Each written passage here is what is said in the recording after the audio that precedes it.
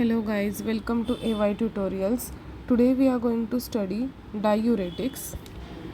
Introduction to the diuretics. Definition: these are the drugs that increases the rate of flow of urine. Physiological basis: renal handling of electrolytes and water. Diuretics are basically used to treat hypertension because they help the kidneys to remove excess salt and water from the body through urine, which reduces the amount of fluid in the bloodstream, thereby lowering the blood pressure. Clinical importance: treatment of edema, hypertension, and other conditions. Classification of diuretics: in that high ceiling diuretics, they acts by inhibiting sodium potassium chloride cotransport inhibitor.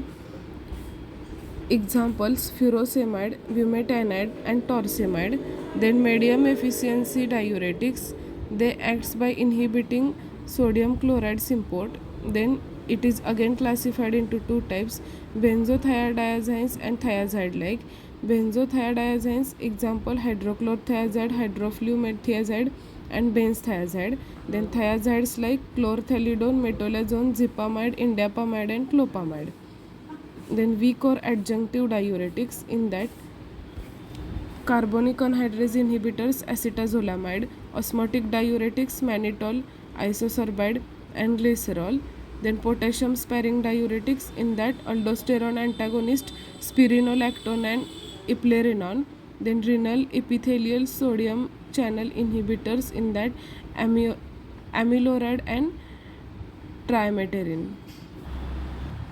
Loop diuretics. Mechanism of action: they acts by inhibiting sodium potassium chloride cotransport inhibitor in the thick ascending limb of the Henle loop. Examples: furosemide, bumetanide, and torsemide. Then pharmacokinetics: onset and duration of action, routes of administration. Therapeutic uses: acute pulmonary edema, heart failure, hypertension in severe cases. Then adverse effects: hypokalemia, hypomagnesemia, and ototoxicity and hyperuricemia. Thiazide diuretics. Mechanism of action: inhibition of the sodium chloride cotransporter in the early distal convoluted tubule. Its examples are hydrochlorothiazide, chlorthalidone, indapamide. Then therapeutic uses: in treatment of hypertension, heart failure, and nephrolithiasis, that is calcium containing stones. Then there are some adverse effects also, that is hypokalemia, hyperglycemia, hyperlipidemia, and hypercupremia. Potassium sparing diuretics. Mechanism of action: aldosterone antagonist. Examples are spironolactone and eplerenone. Epithelial sodium channel blockers.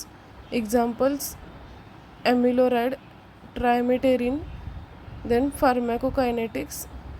Therapeutic uses: heart failure, hypertension in combination, and hyperaldosteronism. Adverse effects: hyperkalemia and gynecomastia, spironolactone having this side effect. Carbonic anhydrase inhibitors. Mechanism of action: inhibition of carbonic anhydrase in the proximal convoluted tubule. Examples: acetazolamide. Therapeutic uses: glaucoma, mountain sickness, urinary alkalinization. Then adverse effects: metabolic acidosis and renal stones. Osmotic diuretics. Mechanism of action: increase in osmotic pressure in the renal tubules, limiting water reabsorption. Example includes mannitol. Uses: reduction of intracranial pressure, reduction of intraocular pressure, promotion of urinary excretion of toxic substances, and they are having some side effects also, that is pulmonary edema and electrolyte imbalances. Clinical applications of diuretics: hypertension management, heart failure management, edema management, glaucoma treatment, and kidney stone prevention. Adverse effects and precautions: electrolyte imbalances, that is in case of hypokalemia and hyperkalemia, dehydration, then if there are any drug interactions, and some monitoring parameters are there. Drug interactions. Diuretics interacts with digoxin, NSAIDs, then interaction with other antihypertensive medications. Here we have concluded the topic of diuretics. Its classification is very important, as in its classification itself they have given the mechanism of action also. So be prepared with the classification, and if you like this video, please like, share and subscribe to the AY tutorials. Thank you.